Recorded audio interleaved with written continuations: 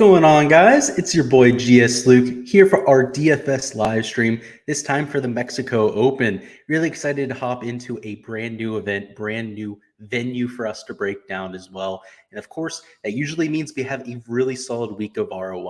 A lot of people out there have no idea what to do with their lineups, and that's especially apparent right now with how full the contests are. Right now, the large $5 GPP on Draftkings has over 40,000 slots left open. So I'm hoping there's some overlay left in these contests. And I think that really tells you the sentiment from across the industry. A lot of people not so sure of themselves this week. So perhaps something we can take advantage of. I can see a few of you are already down there in the chat. Love to see that you guys are stopping by already. So first off, want to welcome Ali Bro. Best time of the week for Ali. Thank you so much for stopping by. Glad you enjoy it. Really excited to hop into this slate here. So let's go ahead and start off, right? We're going to take our time here. Plan is to go live from right around 7 to 8 p.m. So, of course, if there's any questions you have throughout the slate, whether it's about weather, players, ownership, strategy, whatever you guys want to talk about, this is your hour for questions. Make sure to go ahead and put those down below. But going to go ahead and comment on the weather just to start things off. And you'll see on Thursday and on Friday, relatively benign conditions. The weather is going to be in the 2 to 8 mile an hour range in terms of wind gusts for most of the day. And on Friday, relatively consistent. Actually, even better weather there on Friday, where it's just 2 to 7 miles an hour of wind. That means that with a relatively gettable golf course, its main defense is length, extremely wide fairways, relatively large greens, and greens without much undulation. I'm expecting a winning score upwards of maybe 20 under par, maybe even 25 under par. It's going to be really hard to say, but if the greens are as simple and not as undulated as they look via pictures, this place is going to absolutely get torn apart. But obviously, we'll have to see how it goes, because it could end up being a lot more difficult than we expect as well. Just a lot of unknowns behind this golf course. But one thing for sure is that weather's not really going to be a huge impact. There's not much wind to speak of. And for this part of the country right down there in Mexico, Vallarta, Mexico, Nuevo Vallarta, that's rare. It's usually a little bit windy there, particularly because this wind station is actually on the coastline. So if anything, the wind gusts at the golf course should be a little bit more benign than what we have projected here, because it is a whole mile inland. It has more protection from trees, buildings, all that sort of fun stuff. Of course, natural protection from some of the bodies of water, all that sort of fun stuff. This is going to be an extremely gettable golf course. So with that in mind, let's go ahead and hop over to the projections. And we're going to start it off with a review of the key stats. I know a lot of times we skip over the key stats because I do an entire course breakdown video, but sometimes you guys don't have time to check it out. So let's give you the Spark Notes version of the course breakdown. Like I kind of already mentioned, it's a relatively gettable golf course. At least that's what we're expecting in the first iteration of this event. Relatively wide fairways. It's only real defense is its length, potentially wind if it kicks up over the weekend. So you're looking for ball strikers and guys that are really high in birdie or better percentage. Again, the winning score is going to be nuclear under par if wind doesn't come up. So I'm looking for guys that actually are aggressive enough to get to a 20-25 under par, perhaps even better than that.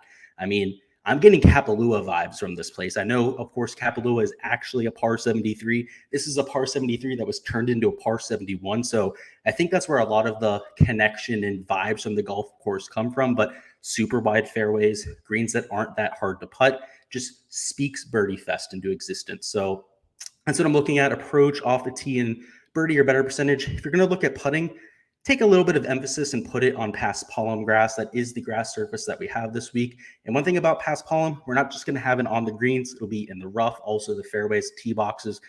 Everywhere you look is going to be paspalum grass. It tends to be one of the more lenient surfaces. So whether you're hitting off the fairway, it's usually relatively easy to put spin on the ball. You're not going to have any balls that sit down. Like that actually happen from time to time on Bermuda grass. Around the green, it's also easy to apply spin, very similar type of circumstance. Just to give you the Spark Notes version on why that happens, I play on paspalum all the time. It is my home course surface.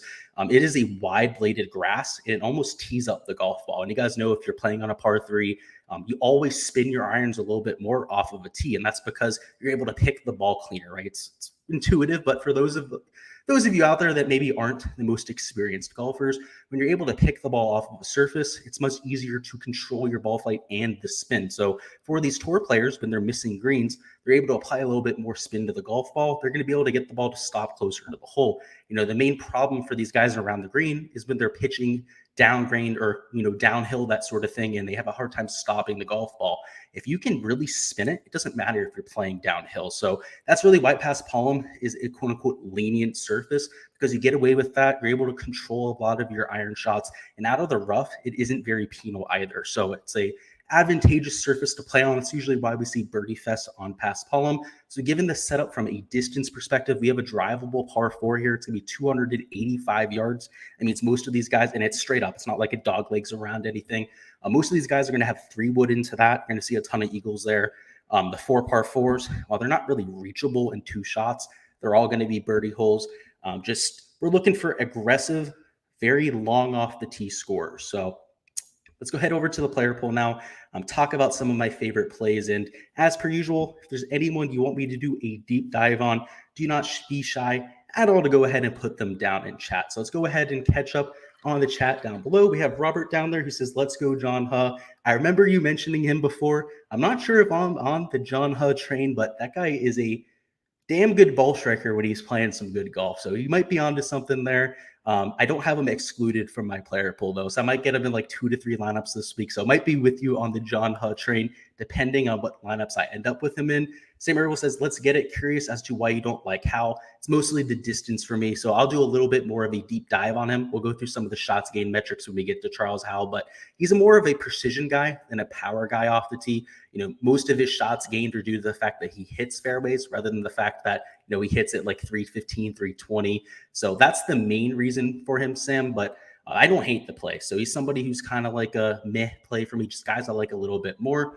Cowboys Nation says, Ali Burrow agreed. Glad that you enjoy it too, Cowboy. Nice to see that you're down here. And Nick Mars says, is Putacania enough of a comp course to put guys in your player pool that did well there? Basically the same field strength. Yeah, so if you saw my core picks video, a lot of my explanations when we went through recent form was how guys played at Corrales, and especially with my value picks. Every single value pick I took this week, at least in that video, had made the cut at Corrales, if not finished in the top 25 or something like that. Relatively similar distance past Palm Grass. It's a resort-style golf course, relatively close to the shoreline as well. In fact, a lot of the holes are on the shoreline there at Corrales.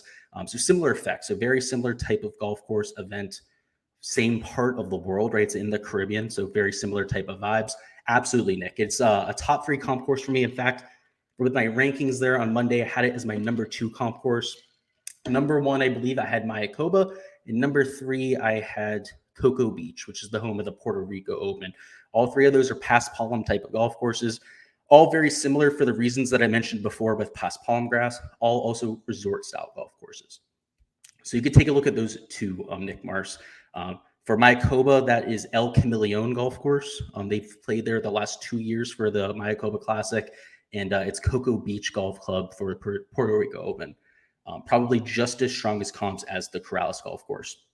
Let's talk about these guys up top, though, and let's have the John Rahm conversation. And I've regretted having this conversation all week because my stance on him is extremely aggressive. I'm going to have 75% John Rahm. I'm not locking him. I've done that before. I had 95% John Rahm at the Fortinet when he actually went out there and missed the cut. And that week, I still won the GPP, which is almost like a meme. If you guys remember this on the channel, you can go back and watch the DFS preview from the week after. I had 5 lineups without John Rahm, and one of them ended up taking down the GPP. So we certainly dodged a bullet by playing John Rahm last time, but that's not going to deter me. He's 3.5 to 1 to win this event. He's somebody who, in order to finish in the top 10, is sometimes plus 160, plus 175, depending on the books that you're looking at. And guys, in DFS purposes, if he finishes in the top 5, it's almost a guarantee that he's going to be optimal. If he finishes in the top 10, it's almost just as likely that he's going to be optimal. I mean, you're talking about a relatively weak field. I mean, there's not 5 to 7 guys up top that were for sure going to finish in the top 5, top 10. Having a guy that finishes in the top 10, obviously having the winner in your lineup is going to be important for taking down a GBP. But a 7th place finish from John Rahm could very well win you $50,000 or $100,000 or $200,000 to speak in a GPP. And for him to finish in the top 10, I have his true odds in doing so at right around 40, maybe even 45%. And he's owned right now in 30.5% of lineups. He has a higher chance to finish in the top 10 than how much he's being owned in these contests. And for me, that's the calculus that I'm going with this week. It's not perfect math, of course, there's a lot of holes that you could poke in that argument. Of course, the Fortinet, right, is a huge example of what can go wrong when you play a lot of somebody like a Jon Rahm, but there are also countless examples of it paying off, right? So, there's counter arguments to the arguments that you can make on either side. It's a polarizing player that you're going to have to figure out what to do with, right? If you're playing 20 lineups, you probably can't even afford to play 75%, right? Because you only have 20 shots to deal with. It's 4 lineups you're going to have without Jon Rahm, or 5 lineups without Jon Rahm that you'll have. Is that really going to be enough to take down a GPP? Probably not, right? You're going to have to get extremely, extremely lucky, like I was able to do back when I won the GPP with 95% Jon Rahm. That's not going to happen for most of you out there, right? That was pure luck. I mean, I'll admit that at this point, right? My player pool was great, right? But to actually only hit that on the 7 lineups that I had to go off, I mean, just ridiculously lucky that I was able to do so. So it is a high risk, high reward type of play, but it's something that I'm willing to do this week. It's a perfect course fit. This is a long golf course where off the tee play is what we're looking for. And this guy's gaining over 1.2 strokes per round off the tee. I mean, that's almost unheard of. It's almost inconceivable how well he's been driving the golf ball. And that's the number one thing we're looking for this week. On approach, of course, we always know he's a top 5, top 10 player in the world in that category. A little bit of a downstretch of late, particularly over the last 2 events. He wasn't his best self on approach, but this is a world-class player. There's one thing we know with Jon Rahm is the ball striking is not going to escape him. He's always going to go out there, put himself in plenty of opportunities. It's all about the short game. And like I mentioned before with Poston grass, it seems to fix everyone's problems around the green and everyone's problems on the green. It's almost unexplainable. It fixes my problems. I tend to putt a lot better in my home course than any courses with past palm than anything else. A lot of that's due to familiarity, I'll admit, right? But at the same time, I understand how it works, how it plays. And if Jon Rahm is going to be a positive in the category for his career, he gains 0.41 shots gained putting per round on past palm, and that's over a 12-round sample size. If he does that this week, continues to do what he's done off the tee, returns to right around a half a stroke gain per round on approach, maybe even better, like what we've seen over the last 50 measured rounds. I mean, the guy is going to win this event, right? If he gains with the putter this week, like he has historically with Poston, he's winning this week, hands down. I mean, this is that type of field. No one's going to outduel a Jon Rahm in this field. There's nobody even on the same stratosphere when it comes to the same term of pedigree. So that's why I'm playing him. If you had to try and find a reason to fade him, right? Like, from a game theory perspective, sure, he's 30% owned, right? I've said in the past that that's way too highly owned. You can almost argue that nobody's worth that ownership. You still have to find a reason to fade the player.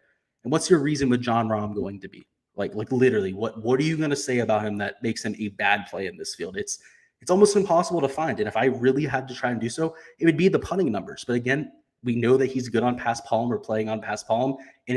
And Tony Finau, he was losing a ton of strokes before he went and won the Puerto Rico Open on past palm grass. Victor Hovland, when I won a ton of money at Mayakoba in a GPP for 25 grand, he was losing a ton of strokes going into that week with the putter.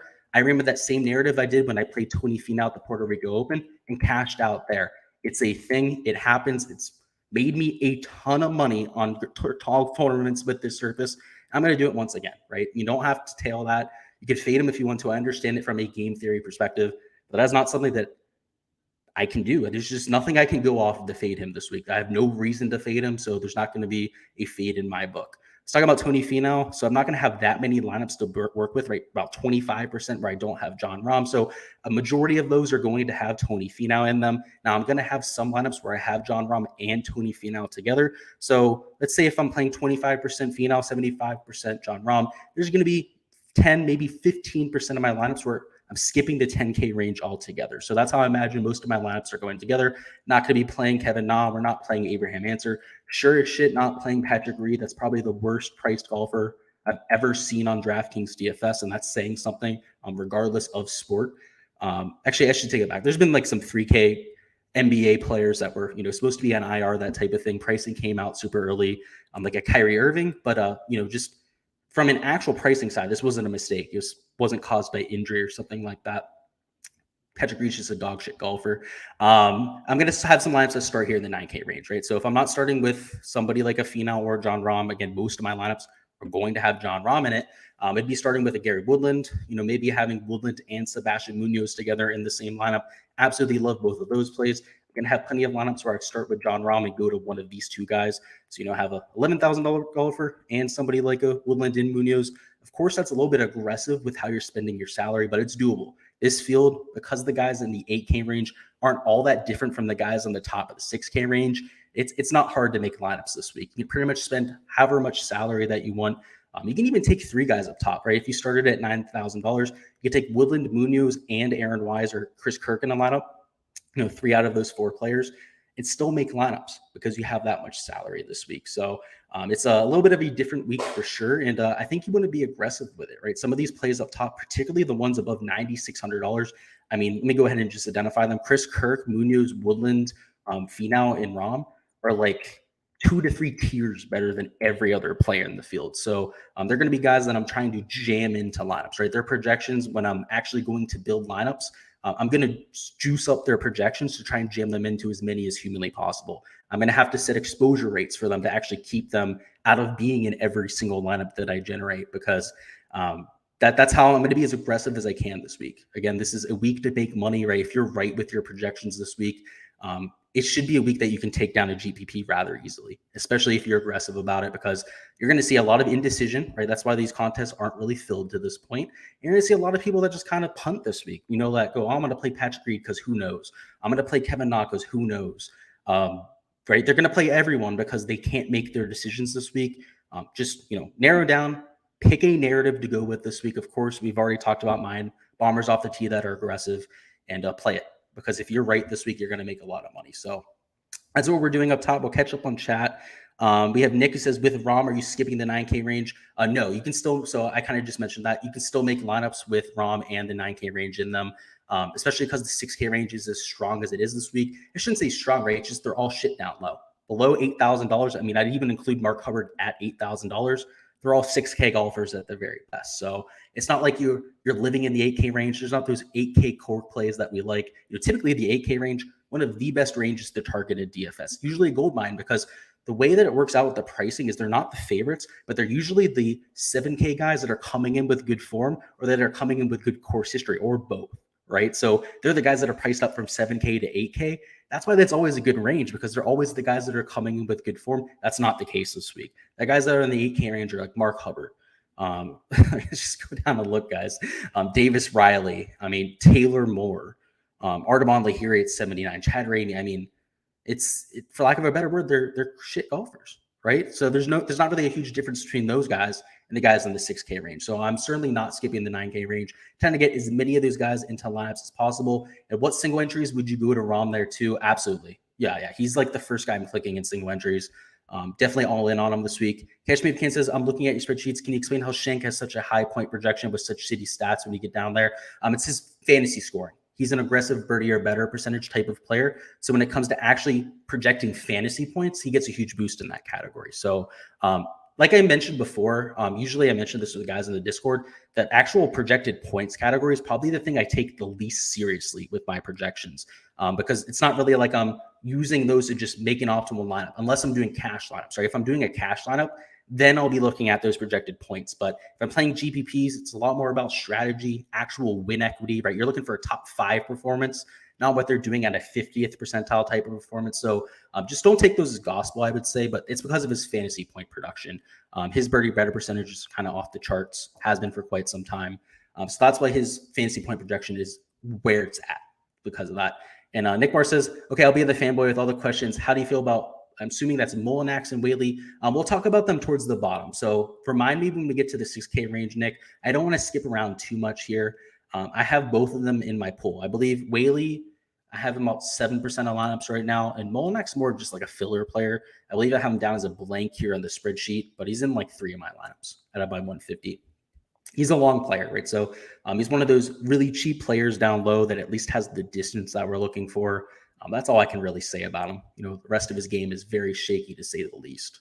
All right, let's talk about Chris Kirk, because I thought he was going to be super chalk. I thought we were going to be talking about 25, 30% owned Chris Kirk, because the shots gain metrics, for lack of a better word, are just absolutely beautiful. It's the Mona Lisa of shots gain metrics. And tee to green, the guy is nearly gaining half a stroke per round. That is by far the best that you're going to find in this field. This guy is extremely well-rounded. The only thing you can say about him is that he's a slight loser with the putter. And we know that about Chris Kirk, right? He's a pop putter. He'll go over weeks where he gains 3 to 4 strokes to the field with his ball, with his putter. And then other weeks where he loses those same to 3 to 4 strokes. If he gains them this week, he's finishing in the top 5, maybe even winning this golf tournament. If he loses those strokes, he's probably still making the cut, probably still finishing in the top 40. So in terms of a cash play, I think Chris Kirk has to be in every single cash lineup that you're making. And in terms of a GPP play, is also an extremely high upside play if he has the putter. So it's not like a lock that he's going to finish in the top 5, but I do think it's pretty much a lock that he makes the cut this week, especially with how weak this field is, right? That ball striking, those tee to green numbers are going to pay dividends here, particularly at a golf course that on paper, again, we haven't actually seen it in action yet, but should reward tee to green play. So again, I thought he was going to be 30% owned. I mean, when I saw my stats, when I was running them first there on Thursday morning, I mean, you can see he's actually my highest projected player on the slate. I have him projected for more points than Jon Rahm. That's how much the modeling likes him. He's a high scorer in terms of birdie or better percentage, makes a ton of eagles as well, or at least has this year. And all around, he literally checks every single box this week. So that's why he's a sleeper pick, even at 14.3%, because in reality, he should be like maybe the highest owned play on the slate. Let's talk about Aaron Wise. Similar player to a few of the guys up top, like a Tony Finau, right? Ball striker, long off the tee, just can't really get it done with the putter. Similar to a Jon Rahm as well. At this golf course, I'm expecting the past palm grass to be very friendly to Aaron Wise's game. In fact, I've talked about him potentially getting a win this year. This is one of those golf courses where it might happen. So I've placed an outright bet on Aaron Wise, got it at 30 to 1. I think that's a fair number. And if it ends up cashing out, we're going to win right around $3,000, put $100 on that. So I'm excited for it. He's $9,500. So certainly in DFS, he'll be in the player pool. Russell Knox, another guy that I expect to win sometime here in 2022, needs the putter to flip. So much like an Aaron Wise, right? The putter is an issue. Past palm grass, willing to overlook that this week. You guys know, usually in the past, I'm all about the putting stats, all about looking at the actual putting numbers on past palm. This week, it more evens the playing field, right? The guys that are really good at putting, not sure if they're going to see as much of an impact this week as they usually would. And then these guys like Russell Knox, Aaron Wise, Tony Finau, they're going to have a field day this week. So that's how I'm playing this. Matt Jones, similar story. We talked about him as a sleeper pick. He's an Australian. Australians tend to love these Greg Norman designs. Also tends to be a really good bunker player, so checks that box. Sahith Theegala is just a super high upside play. Probably just as likely to finish in the top 25 as he is to go out there and miss the cut. So certainly a lot of volatility in play with going to Sahith, but we've seen the upside. We saw it the Waste Management, saw it the week after that as well with a few top 10 finishes. And at this event, a top 10 at the Waste Management Open, that might win this event, given the field strength, right? Like those many shots gained might win this field strength type of event. So I certainly like going to somebody like him. Carlos Ortiz, hometown favorite. He's the one guy I'm going to with that type of narrative, mostly due to skill set fit, also due to the fact he's so low owned at just 7.5% owned. You play him in 25% of your lineups this week. You have significant leverage there, and certainly has the upside in this field strength to perhaps even win. Lanto Griffin. Now, I've had this weird comp in my head, right? So it's a past palm course. We're thinking resort style golf courses. But if we forgot about grass types, if we forgot about where we were in the world, this comp's extremely similar to what we have for the, Texas Open, Vallarta Texas Open. Long golf course, relatively long par fours. The par fives are 600 something yards. The par three is actually a little bit shorter at that golf course. Now, Lanto Griffin, a winner at that event, right? Winner at that golf course. So there's a little bit of crossover there, something I am considering. And in general, in terms of pedigree, he should be priced closer to $9,000. The reason why he's only here at $8,300, you can see in terms of recent form rank, he's number 57 in the field. So hasn't been playing his best golf over his last 24 measured rounds. That's why he's at only $8,300. But if he can return to what we've seen over the last 2 to 3 years from Lanto Griffin, where we've seen a few wins, we've seen quite a few top 10 finishes where he pops with the putter. In this type of field, could do some damage. CT Pan, much longer than people give him credit for. Recent form has been there for CT Pan as well. So if we take a look at that, you'll see he's gaining significantly on approach around the green. Putting, not so much, right around neutral. Same thing with the off the tee play. But one thing for CT is he is above the tour average with distance. So at a golf course where you're getting a little bit more emphasis on the power over the precision off the tee, he's somebody I'm taking a look at. I'll catch up on chat. Nick Moore says, Wise, absolutely love Nick Wise. I saw your chat down there. Maybe laugh, catch me if you can. Nick says, Aaron Wise, yeah, absolutely love him. Placed an outright bet on him. Super long player, very similar to a Tony Finau type of skill set. And catch me if you can. The comment that made me laugh says, Lanto can go suck it. Dude, he's an experience. He's very similar to a Luke List, where he's either going to go out there and be horrible, shoot 3-4 over par every single day, or he's going to go out there and be in contention. He's an experience. There's the Luke List experience, of course, with the putter, and there's the Lanto Griffin experience with the iron play. There's some rounds where Lanto Griffin hits 4 or 5 greens regulation. It's atrocious. He looks like an amateur out there sometimes. But sometimes when he's hitting, 15 to 16 greens in regulation, he's shooting 7-8 under par. So it's an experience for sure. That's why I was laughing there, because I've been there before. Lanto, I believe it was 3 or 4 weeks ago, I had him as a missed cut in one of my highest scoring lineups of the week. I had like 27 6 of 6s that week that were all outscored by this 1 5 of 6 lineup that had Lanto in it. So I feel you there. It can definitely be tilting. Alrighty, so let's see, are there any other comments to catch up on? Don't think there are. Cool. Let's continue here with the 7K range. So this is where the talent level drops off like a rock, right? So like guys like Mark Hubbard, I mentioned, he's kind of like the ceremonial start of, you going from okay plays, people that you go, okay, I could see them actually winning this event, to, oh my Lord, we have to play these people this week. It happens real fast. It happens over the fact of like 2 to 3 players. I mean, Armand Lahiri at least played well at the players, right? At least a few weeks after that, like Vallarta, Texas Open. We saw Lahiri play pretty well. But I mean, just you get down to Scott Stallings, right? You get down to guys like Nate Lashley, Kevin Chappell, RCB, Brandon Wu, Brian Stewart at $73. You're like, what's going on here? Like, what?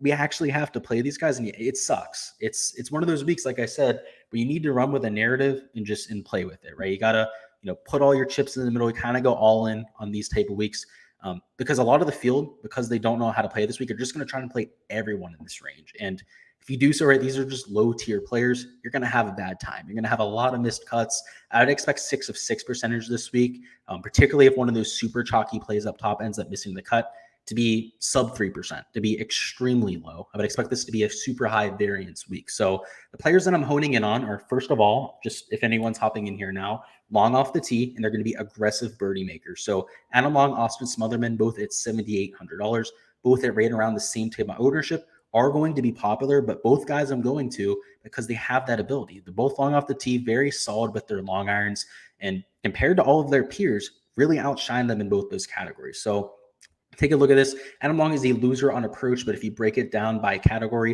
from 175 to 200, he's in the top 50 in the world, and same thing in 200 to 225. You can see off the tee, they both gain significantly. Austin Smotherman gains an insane amount of strokes per round on approach. At the putter, both of them have been really solid of late, particularly Adam Long, who's uncharacteristically gaining a ton of strokes with the flat stick. So in terms of their skill set fit, they're head and shoulders above a lot of the other players. You can see number 4 for Smotherman, number 16 in the field for total model ranking on an Adam Long. So they'll be core picks that I'm really building a lot of lineups behind. Same thing with Patrick Rodgers and Wyndham Clark, both relatively long players off the tee, also both relatively aggressive. And Wyndham Clark playing with Tringale last week at the Zurich Classic also had a very strong showing. So I like what we saw there. Patrick Rodgers, of course, hasn't quite been his best self over the last month, but we've seen him pop over the years. We know what he's capable of. And we saw him pop at the Bermuda Championship, another one of these resort style Caribbean, island type of golf courses. And I know this isn't on an island, but it is close to the shore. So you get that, tropical type of feel to it. JT Poston, another player that's longer than people want to give him credit for. Number 17 in total model ranking, playing some pretty good golf over his last 24 measured rounds. First off, you can see he's gaining off the tee. The approach play has kind of been the only thing holding him back. But at the RBC Heritage, especially on Sunday, was hitting beautiful iron shots. Shot 8 under par there on Sunday, went from middle of the pack, just making the cut, to going out there and finishing in the top 5. Actually, what did he finish there at RBC? I'll go ahead and confirm that. I know it was really solid. He finished 3rd place. Yeah, top 5. So he's definitely trending in the right direction, and in a field of this strength, might be able to make a little bit of a mark. Now, Pat Perez might be one of the only plays this week that's short, that's in my player pool, and that's because he's so well-rounded. So if we take a look at his shots gain metrics, you see he's gaining in almost every single category. Where's Patty Perez? or the last 50 measured rounds at least. Wow, he must have been really playing bad of late. I might change my mind on him literally as we speak here. Off the tee is never a strong suit. We know he gains on approach around the green with the putter. But over the last 24 measured rounds, I didn't know as bad as it was. He's losing on approach now. All right, we're going to have to see about Patty. I'm putting them down as a blank. Didn't know the approach play was as bad as it was of late, and the distance is an issue to me too. I thought he was gaining across the other three categories, which, like I said, if the one issue is going to be the fact that he's not long off the tee, I might be able to overlook that because Pat Perez, he's been pretty decent this season. He's been making some cuts, particularly in the fall. He was relatively consistent. Florida Swing was posting those top 25 finishes real sneakily. At one point, I remember about a month and a half ago, he was gaining across all four categories. So even off the tee, he was gaining about a month and a half ago. So he's not too far out from that, right? He's obviously fallen a little bit off now that he's losing close to half, or actually a little bit over half a stroke per round off the tee. But, intriguing. We'll have to see. I'm going to do a little bit more of a deep dive on Pat Perez a little bit later on, make a final decision. But as of right now, not sure if he's going to be in the pool. Alex Smalley, on the other hand, do not have any doubts about Alex Smalley. Absolutely love his ball striking ability. Relatively long off the tee, can be streaky with those irons, which in this field strength, like I said, the field gets really, really ugly as we get down here into the 7K range. A ball striker I'm taking a shot on. Same thing with Adam Svenson at $7,300. Now, we've seen a little bit more out of Svenson than what we've seen from Alex Smalley. The one thing for Alex Smalley that really gives him a boost here is his finish at Krause. He finished second place. Now, if you guys weren't paying attention, you might not have noticed that because it was an alternate field event, but he almost won over – who won? Chad Rainey, right? Chad Rainey beat him by one. Ben Martin ended up tying with Alex Smalley for second place. It was almost Alex Smalley taking that down for his first ever victory, which would have been quite a story. Of course, now Chad Rainey, he's up here at $7,900. And you can see outside of that win, he's literally done nothing. So if we take a look at his recent form metrics, he's obviously more expensive because of the win. And you can see 59th, missed cut, 41st, right? Of course, the win at Krause is literally the only thing he's done over those last 24 measured rounds. Whereas somebody, like an Alex Smalley has been a lot more consistent. He's made some cuts. He's had some top 25 finishes from time to time. He's also almost been first round leader a handful of times here on the PGA Tour. So I like his pedigree more. I think he's a better player than a Chad Ramey, especially from a long-term perspective. And at this golf course, I think he's a better fit. Same thing with Adam Svenson. I think he's a great fit for this golf course as well. Grayson Sigg at $7,300. He's been a cut maker on tour, but he hasn't had flashy finishes. So he's more of a cash play, more of a consistent type of play for me than he is, high upside GPP type of play. But I'm going to have him in my GPP pool.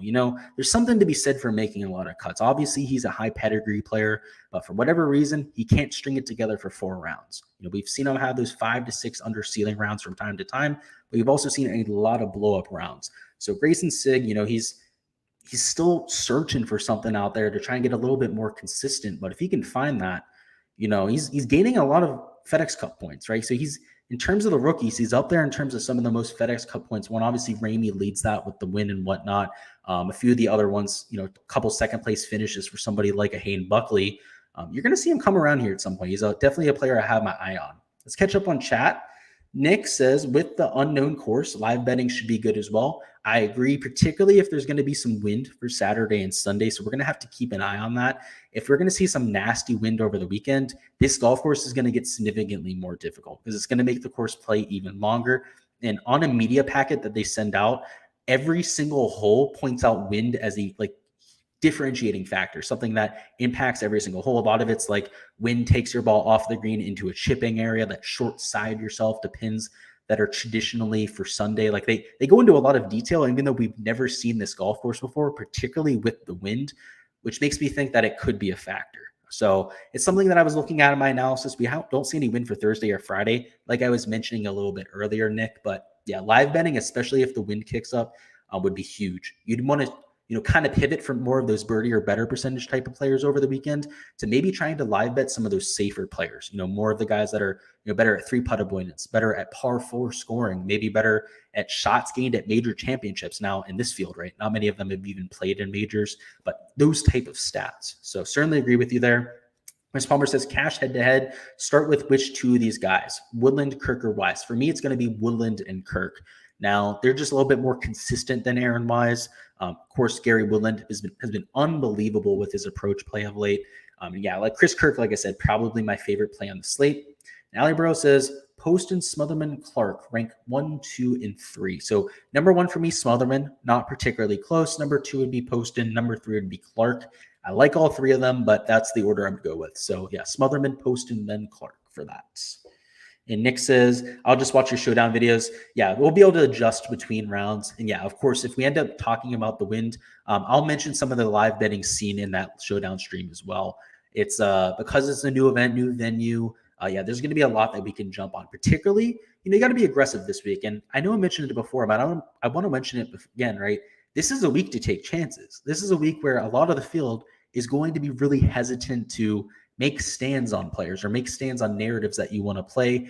Don't be that type of person, right? That's almost a way to guarantee that you have mediocre performances. If you don't go for it, if you don't actually give yourself a chance to hit on all of your permutations, if you hit, so let's say you want to just play a 70 player pool, right? Normally I'm playing like 37 players in a player pool. Let's say I, want to play extremely quote unquote safe this week and play a 70 player pool. I'm going to have like 5 to 7 permutations of a core of 4 players repeated like 30 or 40 times. Whereas when I'm playing lineups, I'm having 30 to maybe 40% exposure on my quote unquote core plays. I'm going to have cores that last over maybe 30, maybe even 35 lineups for the core of 4 players. Where those last 2 value picks, I'm going to have a ton of different combinations to try and hit on those core 4 players. That's how I build lineups. I don't want to give it away too much. That's the one part of my process, guys, I am not willing to give away is how I build my lineups. I have a custom lineup maker. I kind of gave away a little bit too much right there with the whole 4 thing. But yeah, I build in sets of 4, essentially. I pick 4 players, then kind of fill in the last 2. But that's all I'm going to give you guys in terms of that. I already said too much. But yeah, that's how I make lineups, right? Try to give myself as many chances as humanly possible. Whereas if you're extremely safe, right, you think you're being quote unquote safe, you're going to have like 4 to 5 lineups with that quote unquote set of 4 core players that you have to hit, which means you have to be perfect with those value plays, which is the opposite of safety, right? It's pinning yourself into a corner where you have to somehow hit the perfect combination of lottery numbers. Whereas when you play aggressively, even though sure you have less of the player pool, it's a little bit harder to be quote unquote right. But when you get it right, you're almost certain to win the GPP. That's the type of strategy that I take. So that's why I wanted to say here, but it's particularly so important for weeks like this, where you're going to have that. I don't even know what the word is for it. You're going to want to be safe, right? It's because you don't know that much. You're going to have a little bit of that unknown. Just try to resist that urge. That's all I can say there. Just as somebody that's won a lot of money in GPPs, not to toot my own horn there. That's certainly something that I've lived by over my career, and it's certainly paid dividends. Cameron Hickok is certainly a guy I have my eyes on here at $7,200. Just in terms of pedigree, is better than his peers. The recent form metrics aren't all that great. You can see he's number 90 in the field. If you take a look at them, in fact, they're pretty damn ugly. If we take a look at them, he's gaining off the tee at the very least, which is good to see, but losing on approach, losing around the green, gaining with the putter. So he definitely has to turn it around on approach, but he's only $7,300. Typically he'd be like $6,500. One of these places, sorry, he's only $7,200. Certainly worse plays that you could go to in that range. Joseph Bramlett is one of these bombers that's a high birdie or better percentage type of player that I'm willing to take a shot on. Now, the recent form hasn't been all that good, but at the Amex, played some solid golf, and at least PGA West, when it has all that dormant Bermuda grass, is a course I would comp to here because you have all that water in play, but when you have all that dormant Bermuda at PGA West, it plays like there's 40, 50 yard wide fairways because that quote unquote rough out there is just as long as the fairway grass. So it's like you're playing, at a Vidanta Vallarta like we have this week, where you have those 40 to 50 yard landing areas. So I like what we saw from Bramlett at that golf course. Perhaps he can do a similar thing here because for as inaccurate as Bramlett is off the tee, he's a really good approach player. He's relatively precise at hitting greens in regulation. And that's really going to be the name of the game this week. Like off the tee, you can kind of spray it. Let's go ahead and continue here at the 6K range, which, oh boy, it's going to be a fun one here in the 6K range. It's unbelievably ugly. Just to show you guys, there's a point where everyone lower than Werenski on my list, guys, is a no. Every single player. So we're going to talk about as many of these guys as we can, but there's not a ton of guys down low that I love this week. But there's certainly enough of them to get by. So we'll talk about the few that are there. We'll catch up on chat, see if there's anyone down there. Looks like Sam says prize picks question for you. Read over 69. So yeah, that was one of the two I talked about right at the end of the video. So I had Reed over 69, and it was Abraham Answer under 4.5 birdies. So if I was going to take any two fades for prize picks this weekend, it'd be those two, but I'm not pushing it just because we don't know how to course plays. I mean, it might play really, really, really easy. I mean, it might just be unbelievably easy where every single player is hitting the over on birdies, the under for strokes, but we don't know, right? It actually might play more difficult than we expect. So I'm not as willing to get there, Sam, but that's where I would go if I was looking for a fade, especially to try and get some of the boosts to get to a 10x parlay or a 12.5x. Chris Palmer says Lanto or Hubbard in cash. That is Lanto for me. Hubbard, I think, is just way overpriced. And I think in terms of skill set, it's not what I'm looking for. A little bit shorter than my liking off the tee. Neil is in chat. What is going on, Neil? Hopefully you're doing well. Checking in with everyone else down there. Catch Me If You Can says damn straight. I'm not sure if you might have been talking about my aggressiveness speech there or rant and whatnot. Hopefully that's what you were talking about. And Chris Palmer says Sig or Svenson in cash. That's going to be Svenson for me. So even though Sig has been making all these cuts, Svenson is a perfect course fit here. Just absolutely expect him to take this place apart. I think he has a lot more top 25 equity than somebody like a Grayson Sig with very similar made cut percentages. So I go to Svenson. It's close there. At other golf tournaments, perhaps where Svenson wouldn't be quite as good of a course fit, I might go to Sig, right? Because he's made the cut at almost every type of venue, short venues, long venues, Birdie Fest, API, right? He makes the cut at pretty much every course that we've seen. Let's talk about Nick Taylor. Nick Taylor is about as average as a play as humanly possible. Chris, if you're looking for another cash play, Nick Taylor is one of the best plays you can go to at the bottom of the 7K range. Just very solid off the tee. You know, he's won at the Amex. So I mentioned before, you know, Amex is kind of one of these corollary courses I was talking about. Same thing with the Vallarta Texas Open. You take a look at Nick Taylor. First off, he's won at the Amex. He's had quite a few solid finishes in the Amex outside of the win as well. So he obviously likes those large fairways. And it makes sense because he's not necessarily the best off the tee player. And on approach, he's always a gainer. He's one of the most consistent approach players that we have here on the PGA Tour. You're not going to really find Nick Taylor in a stretch ever where he's losing to the field in the category. It's all about the short game. And the one thing about PGA West out there at the Amex is it kind of de-emphasizes the putting, right? It's not past palm grass. That's not why we have that effect. But this week, we could see a very similar type of effect, as I've said multiple times now. So at $7,100, Nick Taylor, he's going to bring the ball striking, bring the off the tee play here at a wide open golf course. Let's just hope that he has a decent week. The putter would be a great play in cash. Even if he doesn't have the putter, I still think he makes the cut, finishes in that top 40 or something like that. Andrew Putnam, a little bit more of a high upside play, a little bit more risky. Now, he's not the longest player off the tee, but he's also not drastically short, right? He's just slightly below average in terms of his distance, but he really high upside putter. And in terms of pedigree, now he's probably closer to a $7,600, $7,700 golfer on the slate, but coming in with some really bad form. So that's why he's priced where he is, but I understand it. We already had the Matt Wallace conversation this week. I'm going to have Matt Wallace. I'm going to have a stupid amount of them, probably 15% of Matt Wallace, even though he's only 2.9% owned. I've got a weird feeling he's snapping back into it. I mean, at the Zurich Classic, you know, I clowned him multiple times, as he deserves. I mean, look at these metrics. Number 141, there's only 3 golfers worse than him in the field in total model ranking. And that's saying something considering we've never seen quite a few players in this field. A lot of these players are actually ranked higher because Matt Wallace is a negative ranking in my modeling. Like he's that bad that he's a negative ranking. And of course, the guys that we've never seen before have a 0.0 ranking, right? Because there's no shots gained metrics or course history or recent form to go off of. They're ranked higher than Matt Wallace this week, right? So just, I understand how much risk is there, but I think we saw something at the Zurich, especially with some of the iron shots that we saw.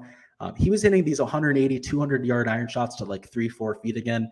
That's the Matt Wallace that can compete on the PGA Tour because, you know, off the tee, he sprays it left and right. He's not really going to have to worry about that this week. It's all about the iron play. If he can bring that long iron play, which is the part of his iron play that's great, his wedges aren't all that great. It's more about the long irons for Matt Wallace. I certainly think he has some upside. So as much as I've clowned the guy for the last 2 to 3 months, not clowning him anymore. I think he actually has a good shot here.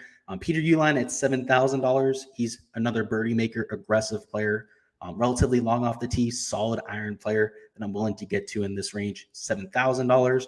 At $69, we have Ryan Armour. He's decent play. He's not very long off the tee. But if you take a look at the shots gain metrics, I mentioned him during the value picks video. Really sneaky across the board. He's just about as average a player as you're going to get, where he's gaining off the tee, gaining on approach, a slight loser around the green and a slight gainer with the putter. So if you're looking for a cash play just to go out there and make a cut, I think Ryan Armour is a really solid play to go to, kind of similar to a Nick Taylor in that fashion, where he's not really going to kill himself in any one category. And especially in this week of a field, I don't want to say he's like a lock to make the cut, because there's no such thing as a lock in golf, right? John Rahm missed the cut at the Fortinet Championship, but he certainly is, much higher chance of making the cut than his peers, right? You can see somebody like an Adam Schenk, who's a little bit of an outlier, especially because of some of the fantasy scoring. He's up there at 65%, right? But Ryan Armour's 58% compared to 48% from some of his peers, a whole 10% higher, a whole 5% higher than a Vaughn Taylor, right? Just there's levels to this stuff. So certainly somebody I have my eye on there. Hayden Buckley, much less of a safe play, much more of a higher upside play, though. We saw the upside at the Sanderson Farms, really high upside ball striker. We take a look at the last 50 measured rounds, so we give him a little bit more of a leash here. The last 24 measured rounds from certainly aren't all that attractive, but he's gaining off the tee close to 0.6 of a stroke per round. That's going to be especially useful at this golf course, gaining on approach. And the putter and around the green play is always an issue for him. So hopefully he can turn that around. Again, the past palm grass might help him do so. Like Vince Whaley, he's been good at some of these coastal tracks, some of these alternate field type of events, just better than his peers in terms of his pedigree, what we've seen for his career. Curtis Thompson is a long up-and-coming ball striker, somebody I've actually played golf with before, so I always like supporting my boy Curtis, so always be in my player pool if he's in an event. Hinckley Biota, also much longer than he gets credit for, more of a he hits it like 310 off the tee, which for this field is much better than average. For most fields, is right about tour average. In terms of his putting, though, he makes a ton of putts. So hopefully he can do so this week. He's going to need to, given he's not the best iron player. Sung Kang is good at golf courses where you don't need to be accurate off the tee, because he sprays it all over God's creation. I mean, it's just unbelievable how inaccurate Sung Kang is. And it's all about his form. I mean, if you watched him hit his driver, he looks a lot more like a long drive champion trying to drive it than he does a PGA Tour pro. And he still only hits it 280 yards. So the reason why he swings that hard is because he has to, because if he didn't, he'd hit it like 250. Not taking any shots at you, Sung. I'm going to be playing you this week. But as a result, we can't play him at golf courses where you have to be remotely accurate, because unless he's completely on form, firing on all cylinders, having no bad shots to speak of, he's gonna hit it in the water from time to time. So I like him at these wide open off the tee golf courses. Same thing with Kevin Tway, very similar type of circumstance. Most of his issues arise with his accuracy off the tee. Patrick Flavin is going to be a golf Twitter play this week. A lot of people that watch the European Tour following this young up-and-comer absolutely love the guy. He's Monday qualified quite a few times. So certainly somebody I have my eye on, maybe finish in the top 10, top 15. It'd be such a great story if he finished in the top 10, because then he'd get entry into next week's golf tournament too. So hopefully he can do that. Parmesan at $6,500, another good ball striker I'm going to down low. Steven Yeager, another high upside play, just a better player than his peers in terms of pedigree. Brendan Hagee, talked about him as a bomber. He's an aggressive, super long off the tee player, so I'm getting to him for those reasons. Richie Robinski, the last guy I'm willing to get to on the board, it's just because of his pedigree. He's at least had some top fives in his career, and at least over the last year, right? Imagine a 3M Open, he had a pretty solid finish. He's had a few other top 25 finishes over the last few months.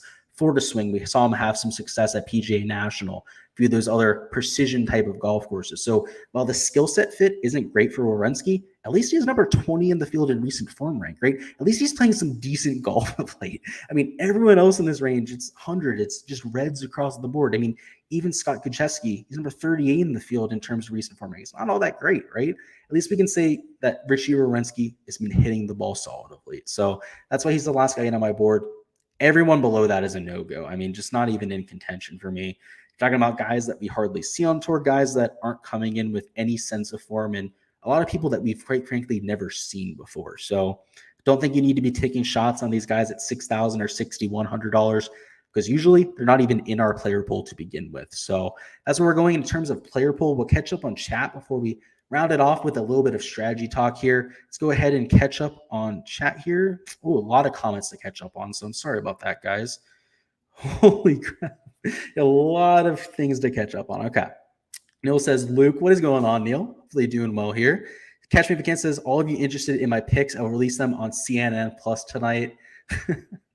Yeah, we'll catch you on your picks on CNN Plus. Ali Bros says, thoughts on Uline this week. I like him. So like I kind of mentioned, he's a high upside play. He's been around for a while, so it's not like he's the new kid on the block or anything like that, but an aggressive player, relatively long off the tee. Somebody I'm definitely going to have in a few lineups. Dylan Williams says, Danny Lee on DK. Not going to have him just because of the off the tee play. I don't think he's the longest player, at least in terms of his recent form. It's not anything flashy. So not going to have him, Dylan, but I couldn't fault you for having him. Neil says, not a lot of win equity. I'm assuming that's talking about Danny Lee. I would agree. And Chris Palmer says, yeah, I already locked Palmer. Yeah, you knew I was going to mention Nick Taylor. You're a cash guy. You do play cash all the time. You know how much of a money play the guy is in cash.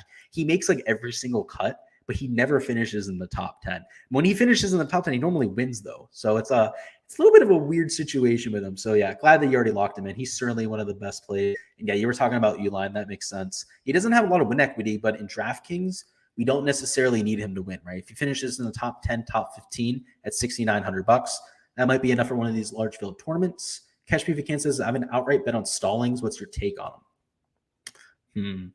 So I don't have him in my player pool, but let me look at why you're playing him. So he's number 12 in recent form. That makes sense. He's had a few good starts. Let's take a look at it because I don't want to just dismiss it. I didn't really do a deep dive on him. So self-admittedly, I don't really know what we're looking for here. So he's losing off the tee, kind of like you would expect, but gaining around the green, gaining with the putter, right around neutral with the approach. He's not my favorite play, but we've seen him play some decent golf with the short game, right? Usually that's not the case. Usually he's pretty solid on approach. Usually he's closer to a neutral off the tee than he is losing about a third of a stroke per round. So it's not a safe play. I wouldn't count on this happening. But if he can return to what he usually does, right, just gaining with the ball striking and continue to do this stuff in the short game and with the putting, you could be onto something there. I don't know if I'm going to be there personally, but I mean, you're dealing with a really weak range here, right? So, I mean, I totally understand getting to him. I mean, even in DFS, I can understand playing him because you can see in terms of, projected cut rate, he's one of the higher cut rates in this range. I'm just kind of worried about the upside, I suppose, because of the off the tee play, because of the approach play. But if he turns it around, he could certainly get there. Neil says, I like Finau this week. Aggressive birdie maker. Thoughts? Completely agree. So we'll go to the top of the board here. He's the only guy other than Jon Rahm above $10,000 that I'll be playing. So a lot of it's due to the distance, of course, due to the birdie or better percentage, like you just mentioned. And he's been playing some decent golf. I mean, if you take a look at the recent form metrics, he's gaining significantly off the tee, gaining significantly on approach, and losing with the short game, like you'd expect for a Tony Finau. And at this golf course, kind of de-emphasizes that short game, like we've said a million times now.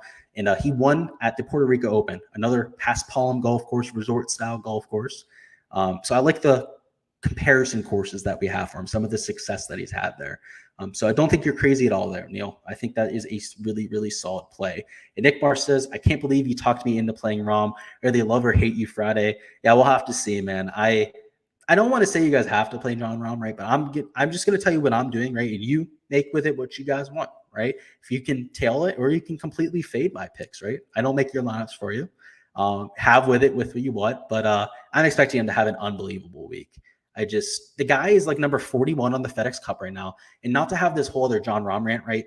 The guy has been really disappointing, but that's going to piss him off. And now that he's number 41 in the FedEx Cup, he can't just afford to show up to these events and just make the cut anymore. He's going to have a few top fives. He's going to probably have to win an event here at some point to have any type of a shot to win the FedEx Cup this year. And I guarantee you that's on the back of his head. So I've had a couple people tweet at me like, oh, you're not worried about Jon Rahm just wanting to go on vacation? He's not here to go on vacation. He's here to make 500 FedEx Cup points because they're paying out the normal amount of FedEx Cup points to first place here. And he's way behind the 8 ball when it comes to scoring. And I can guarantee you that is pissing him the F off. I was going to use a bad word right there.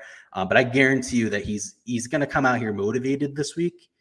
And if motivated Jon Rahm is a scary Jon Rahm. And I've heard people out there saying like, oh, it's a game theory thing. You have to fade Jon Rahm.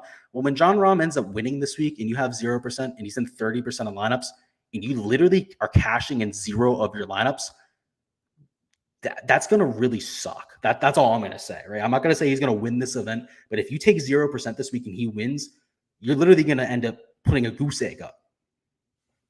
That's scarier to me than playing 100% and him missing the cut, literally. That's scarier to me than that. So on the flip side, I would definitely want to play him there.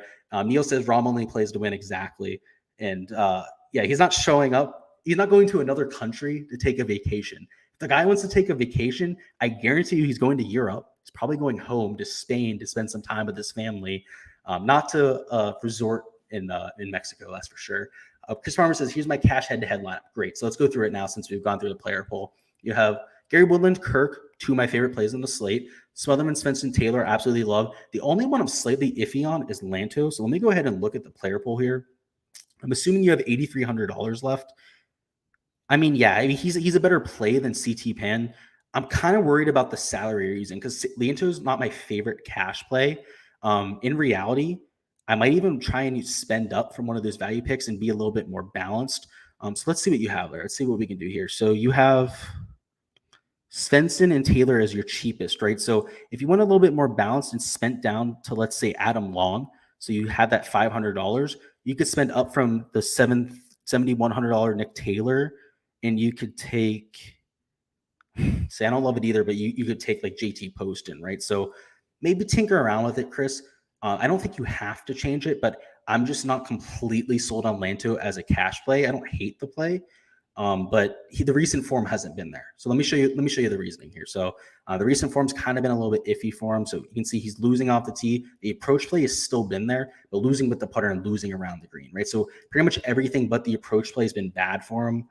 So that's the only hesitation I have with him in cash, Chris. Robert says, I'm 70% ROM too, so let's go. Definitely agree. It's going to be interesting. Well, we know how he feels about the birdie fest.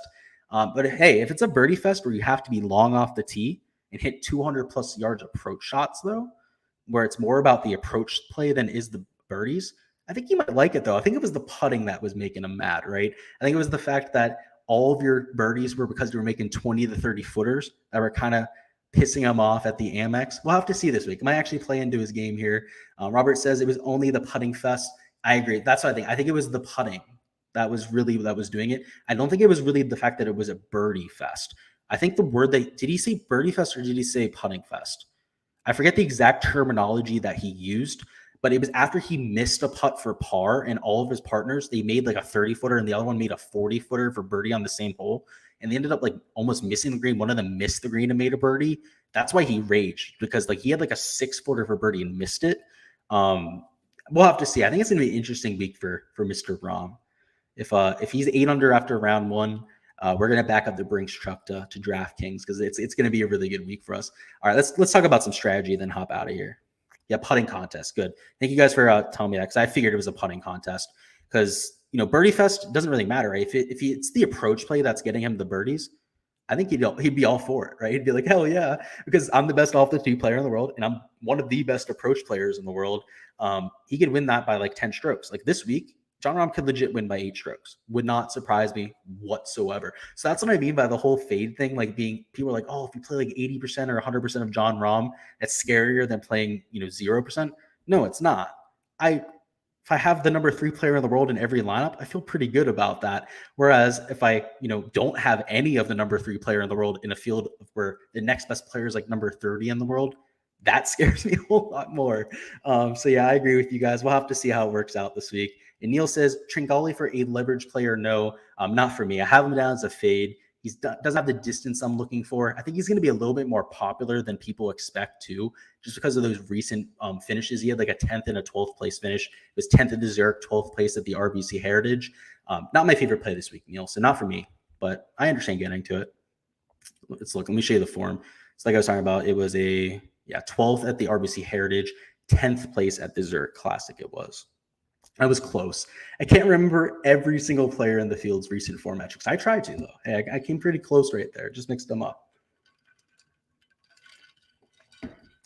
Alrighty, so let's talk some strategy. So we'll do this relatively quickly because we do have some basketball games on that I want to watch. NBA playoffs for anybody that watches that, of course. Let's go ahead and talk about some GBP strategy, though. So this will be for a large field contest. We're just going to talk through my thought process when hand building a lineup. This is going to be for the large field. This is the 50K to first contest. So this is actually a lineup that I'll probably end up entering this week. And let's go ahead and start off with Jon Rahm. Like I said before, he's going to be in almost every lineup that I have.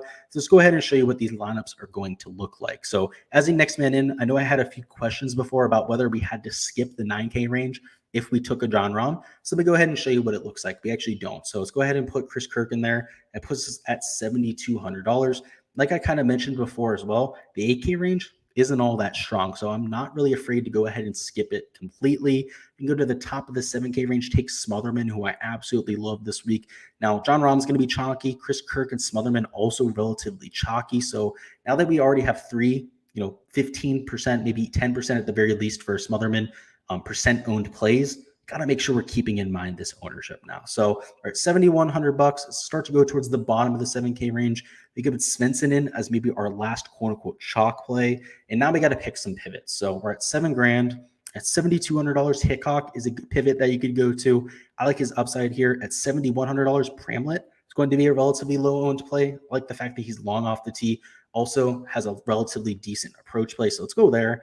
And for our last pick, I'm going to leave a little bit of salary on the table. So I'm going to really make sure that we make this lineup unique.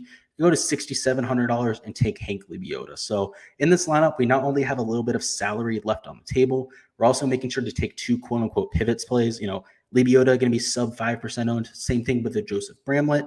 You have two guys right around 10%, a 15% Chris Kirk. So even though we're taking a quote unquote mega chalk Jon Rahm, this lineup's going to be more than enough unique. So, and that's something that I also don't understand with the whole pivot thing is, I'm somebody that always talks about getting off of chalk.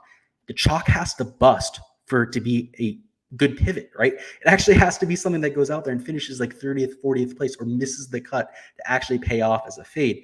Jon Rahm goes out there and finishes in the top 5, right?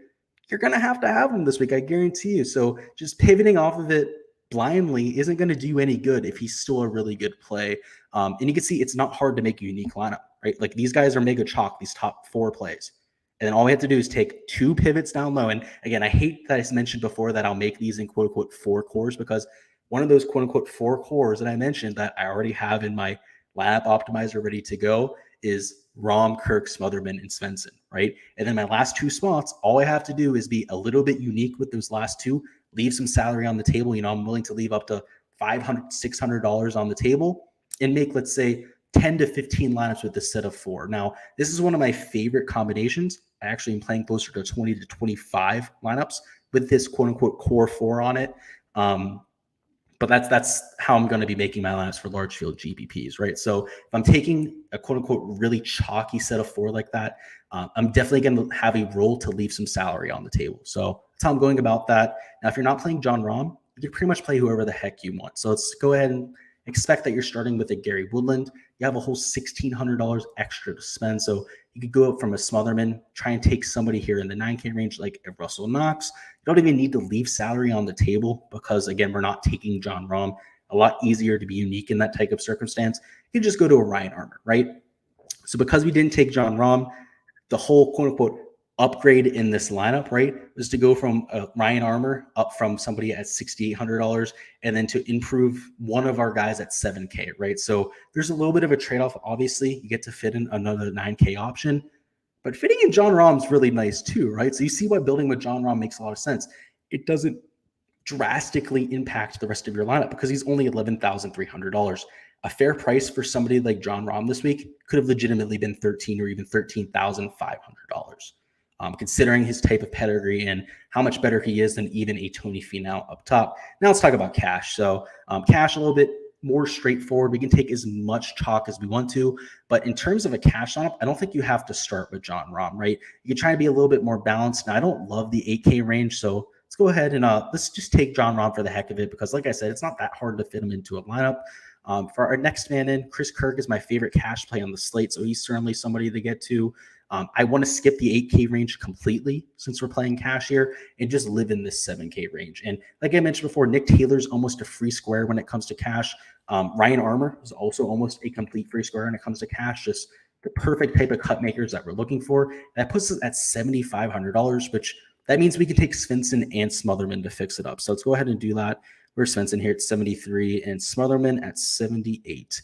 This is the type of lineup I'd be using in cash, where every single one of these players is extremely live to go out there and make the cut. I mean, Jon Rahm's 8-1 to miss the cut, right? So he's unbelievably likely to go out there and make it. Chris Kirk, I would assume, would be like plus 400, plus 500 to make the cut.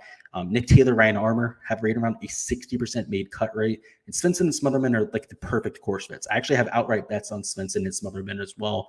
If you haven't already seen the live betting stream, there should be a replay up on my channel as well.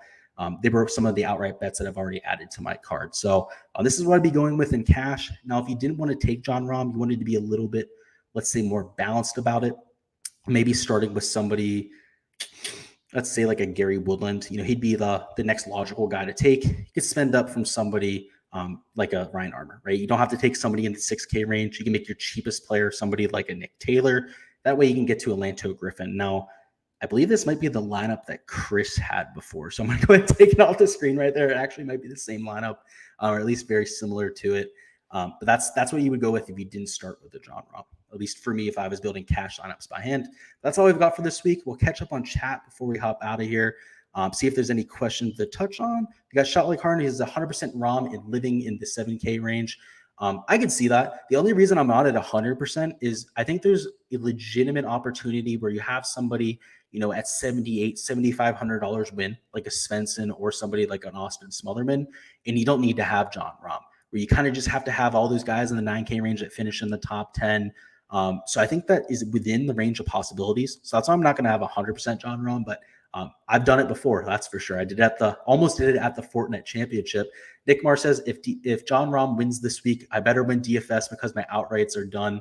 Yeah, I'm assuming you're betting everybody but Jon Rahm. I'm doing the same thing. I don't have an outright bet on Jon Rahm, but I'm playing him in DFS extremely aggressively. I'm taking a very similar type of stance. Nick Marr says, go Pels. I know you're a LSU guy, so go Pels. That's for sure. That's a damn good series between them and the Suns. I was watching that game last night. Heck of a series. Robert says, Bramlett scares me, but I'm in. Yeah, you're going to get scared by a lot of these guys. I mean, it's one of those weeks, one of those fields. You're not really going to feel very strong about anyone. CZ Fume says, no Rahm in my lineups. It's risky, but my lineups look like crap with Rahm. Hey, you're making your own laps, man. It's certainly a bold take. I just don't agree with you. Nick Marr says, oh, we have a DFS pro war brewing. No, they can do whatever they want, right? They make their own lineups, right? You listen to people's advice, you listen to their takes, and you make your own decisions. No hard feelings about it, right? You can play Jon Rahm or you won't. Hey, the less of them that play Jon Rahm, the more leverage we get to the field, right? So I'm completely okay with it, Nick Mars. And yeah, no war, right? There's no hard feelings there. Just you can play who you want, right? I listen to plenty of content out there, and I disagree with a lot of it, but that's why you listen to the content, right? It gives you the other side of your opinion. It makes you a more well-rounded analyst, right? You don't want to just be listening to an echo chamber of people that agree with everything that you say. You really want to listen to the other side of the aisle, because doing so either is going to make you more convicted about your pick, or it might make you a little bit more shaky about it. It might make you question it. And a lot of times that's a good thing, right? So yeah, no hard feelings taken there at all. That's for sure. Chris Palmer says, what do you think about your GPP lineup for cash, except the last two guys would be Taylor and Barjon? I don't remember who they were off the top of my head, but in that lineup, it was the core four of Rahm, Chris Kirk, if I can remember, Svenson, and Smotherman. Yes, it was those four. And then you would be using Nick Taylor and Barjon. Barjon's a little bit sketchy, so I'm not sure if I would go with that just because of Barjon. I don't hate it. CC Fume says, no war, just trying to take a GBB down solo winner. Hey, yeah, we'll see. I don't think you – so kind of like I was saying, CC Fume, if you kind of saw when I was making that lineup there, you can still make a unique lineup and a relatively good lineup easily. So I'm not sure if I would go with that. Just, if you're fading Jon Rahm, you just think that he's not going to have a good week, right? I would go with that because there's certainly ways that you can make lineups out there with Jon Rahm in it, kind of like I showed you just now. So I wouldn't go with that as your reasoning there. Just if you're not going to play Jon Rahm, it's because you don't think he has a good week. Nick Marr says, I don't think I'm doing 50% Rahm just in case. Yeah, I think leaving yourself open to the other 50% is smart. I'm playing 75%, right? So it's going to be 25% I have without Jon Rahm, but personal preference for everyone for sure. Neil says, thanks again, Luke. See you for round 2 showdown. Yep, we'll be live right around 7:30, 8 p.m. Eastern time. Actually, no, it's at west coast of Mexico, We're going to be live right around 8:39 p.m. So we got to make sure the round ends and whatnot, but we'll be live about an hour after the round ends. Robert Bab says, thanks again for the content, Luke. Enjoy the NBA. Thanks, guys. Yeah, going to hop out of here to watch that here in a second. I got a bunch of Prize Picks cards open on it. Last night I made $500 on Prize Picks playing NBA, so maybe we're turning into a Prize Picks NBA tout now. Who knows? Just kidding. Definitely going to be a golfers channel here. And Nick says, thanks for all you do. Definitely learned a lot in the last 3 months. Been learning a lot from you. Appreciate you stopping by. Appreciate all the kind words, guys. And CC Foom says, thanks for your content. I listen to every chance I get. Thank you so much, guys. I appreciate that. We're growing this channel, right? We're going to try and get to 2,000 subs as soon as we can. So all the support, all the love you show, all the comments, all the likes, I see all of them. It means a ton to me, guys. You have no idea. I really appreciate it. We're going to do some type of a subscriber, way to give back to you guys here at some point soon. So look forward to that. But I appreciate you again. Thank you for all the support. Make sure you smash the like button on the stream if you guys haven't already. Make sure you subscribe to the channel if you haven't as well. We will have the showdown streams, like I said. We'll have some Prize Picks content coming throughout the weekend as well. So a lot of stuff coming out for you guys. But most of all, best of luck with your 4-round lineups. And hopefully all of this overlay we have on DraftKings and on FanDuel right now lasts, because there's like 40,000 slots open on DraftKings. And if that's the case, we're all going to win pretty much by default this week. So I'm liking what we're seeing. But best of luck, and let's get